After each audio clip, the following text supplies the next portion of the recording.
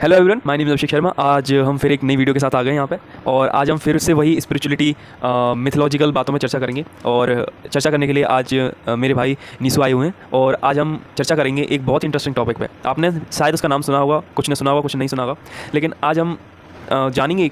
और जब भी आप नेट खोलोगे, यूट्यूब खोलोगे, तो आप ये देखोगे कि उस चीज़ के बारे में थोड़ी सी कम चर्चा की हुई है। और चीज़ों पे चर्चा हुई है, लेकिन उस चीज़ के बारे में थोड़ी कम चर्चा हुई है। तो आज हम भाई से ही जानते हैं कि आज हम किस टॉपिक पे, किस विषय पे चर्चा करेंगे और उस विषय को हम कहाँ तक ले जाएंगे।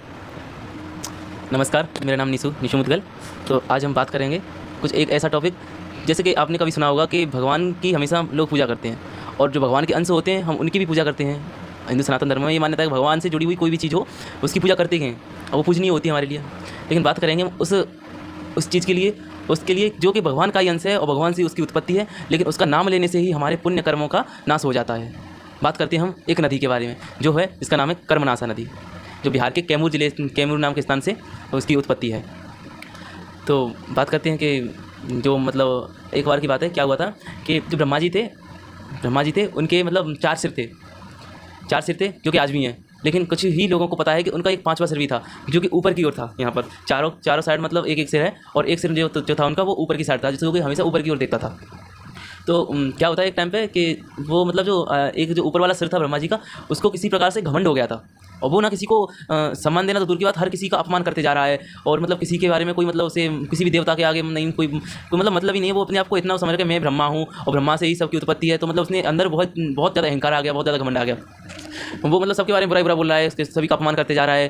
तो एक राजा दक्ष प्रजापति के यहाँ पर एक उत्सव होता है, एक बहुत बड़ा आयोजन होता है, जिसमें कि त्रिदेवों का तो आना जरूरी होता है। जो ब्रह्मा विष्णु महेश, जो ब्रह्मा जी हैं और विष्णु भगवान हैं और महादेव हैं, तो इनका तो आना वहाँ का। कुछ यहाँ पे ऑडियंस ऐसी भी होंगी जिन्हें शायद जो इस किरदारों के नाम लिए जाएंगे उनके बारे में जानकारी नहीं होगी। तो मतलब साथ के साथ तुम ये भी बताते चलो कि जैसे दक्ष प्रजापति कौन थे, थोड़ा सा रेफरेंस देते चलो क्या उनका मान्यता है, और किसी ऐसे नाम से उसे कनेक्ट करो जिन्हें लोग जानते हैं। पार्वती से कनेक्ट करो। दक्ष प्रजापति जो थे वो ब्रह्मा जी के ही पुत्र थे। और जो माता सती थी, जो कि जिनके मतलब जो शिव जी थे उनकी जो प्रथम पत्नी थी, जो उनकी प्रथम शादी हुई थी माता सती के साथ, बाद में उनकी जो आत्मदाह कर ली थी, उसके बाद में उनका शरीर से 52 टुकड़े होते हैं। उनका 52 शक्तिपीठ है हमारे भारत देश में, और कहीं बाहर भी हैं और देशों में भी है उनकी शक्तिपीठ, लेकिन ज़्यादातर भारत में ही है। तो वो जो देवी सती थी, जो माता सती थी, उनके पिता थे दक्ष प्रजापति। तो दक्ष प्रजापति के यहाँ पर जो उत्सव होता है, तो वहाँ पर त्रिदेव आते हैं और भी सारे सभी देवता आते हैं, जबकि मतलब सभी ऋषि मुनि आते हैं, सप्तऋषि आते हैं। तो मतलब वो सभी लोग आते हैं, तो सभी को अपना अपना स्थान दिया जाता है। जिसका ऊंचा स्थान होता है उसको ऊंचा स्थान दिया जाता है, और जिसका मतलब जैसा भी स्थान दिया जाता है वो सब अपने स्थान पर बैठते हैं। तो जब मतलब ब्रह्मा जी जो होते हैं वो थोड़ा सा लेट आते हैं, क्योंकि उनके ऊपर जो सिर था उनका बहुत ज़्यादा घमंड में था, मेरा बहुत ज़्यादा सम्मान होगा वहाँ पर, तो मैं तभी जाऊँगा, मुझे बार बार बुलाया जाएगा तभी जाऊँगा। ये होता है ना अक्सर कर इंसानों के अंदर भी हो जाता है, वो तो भगवान है। फिर भगवान के अंदर इतना ज़्यादा नहीं होता है, इंसान के अंदर थोड़ा ज़्यादा अभिमान हो जाता है। थोड़ा सा हम कुछ भी कर लेते हैं कि मैंने ये काम कर लिया, तो बहुत ज़्यादा घमंड आ गया हमारे अंदर वो चीज़।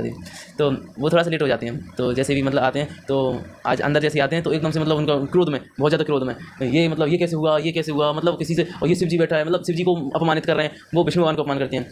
अच्छा, मैं आपको एक बहुत जरूरी बात बता दूं कि जो शिव जी हैं वो अपना अपमान सहन कर सकते हैं, लेकिन अपने आराध्य जो विष्णु भगवान है उनका अपमान कभी नहीं सहन कर सकते। ये आज भी है और ये स्टार्टिंग में जो इस मतलब सतयुग में भी था, द्वापर में भी था। मतलब जो शिव जी हैं वो भगवान विष्णु का अपमान कभी सहन नहीं कर सकते। तो पहले वो ब्रह्मा जी पहले उनसे कहते हैं, उल्टा सीधा कहते हैं विष्णु शिव जी से कि तुम ऐसे हो, तुम अघोड़ी हो, तुम बैरागी हो, मतलब कुछ भी कहते हैं। शिव जी खुश होकर सुनते रहते हैं, वो सबसे शांत स्वभाव के हमारे शिव जी। अब बात आती है विष्णु भगवान की, वो देखते तो विष्णु भगवान से भी उल्टा सीधा कहने लग जाते हैं वो। अब विष्णु भगवान से वो कह रहे हैं तो विष्णु भगवान कुछ नहीं कह रहे, क्योंकि विष्णु भगवान को भाई अपना अपमान मतलब सबका अच्छा हो, सबका भला हो, तो वो अपना खुद का अपमान सहन कर सकते हैं, लेकिन शिव जी नहीं कर सकते। उनके परम आराध्य हैं, शिव जी के परम आराध्य हैं, वो हमेशा हर वक्त उन्हीं के भजन में लीन रहते हैं। तो जैसे ही उनका अपमान करना शुरू करते हैं ब्रह्मा जी, तो अचानक मतलब खड़े होते हैं एकदम से क्रोध में शिव जी, और अपने त्रिशूल को उठाते हैं और प्रहार करते हैं। और जैसे ही प्रहार करते हैं तो ब्रह्मा जी के ऊपर का जो सर था, जो ज़्यादा बोल रहा था, वही सर कट जाता है।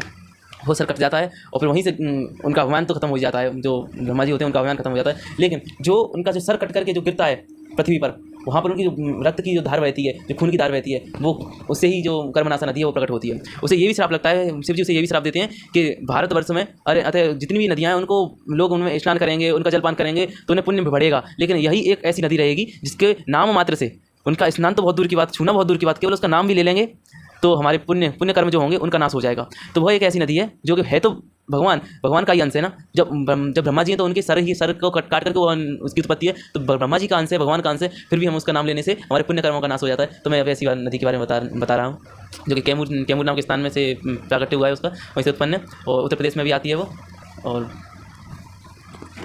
तो आज इस वीडियो में हमने जाना कि हमारे जो भी नदियां हैं और इस जो नदी की जो हमने चर्चा की, इस नदी को ना सरकार की तरफ से भी रोक रखा है, इसमें स्नान करना वर्जित कर रखा है और स्थानीय लोग भी मना करते हैं कि यहाँ पे किसी तरह का स्नान या फिर इस नदी का किसी भी जल को स्पर्श करने का मना करते हैं। तो ये कहानियाँ हमारे शास्त्रों से, पुराणों से उठ के आती हैं और इनकी कहीं ना कहीं मान्यता रहती है और कुछ ना कुछ सत्यता रहती है और फिर उस चीज़ों को हम आगे भी मानते हैं। तो मैं उम्मीद करता हूँ कि कई व्यूअर्स के लिए एक नई स्टोरी होगी, नई कहानी होगी। आज वो समझ पा रहे होंगे कि उस नदी को क्यों ऐसी धारणा है कि जहाँ पे उसे नहीं छुआ जाता, उसका जल पान नहीं किया जाता, उसमें स्नान नहीं किया जाता। आप कुछ नए सीखे होंगे और कुछ नई चीज़ें आपको सीखने को मिली होंगी, जानने को मिली होंगी। इसी नोट के साथ मैं इस वीडियो ख़त्म करता हूँ। होप सो आप खुश रहेंगे और हैप्पी रहेंगे, खुश रहेंगे और सब अच्छा रहेगा आपके साथ। Thank you very much.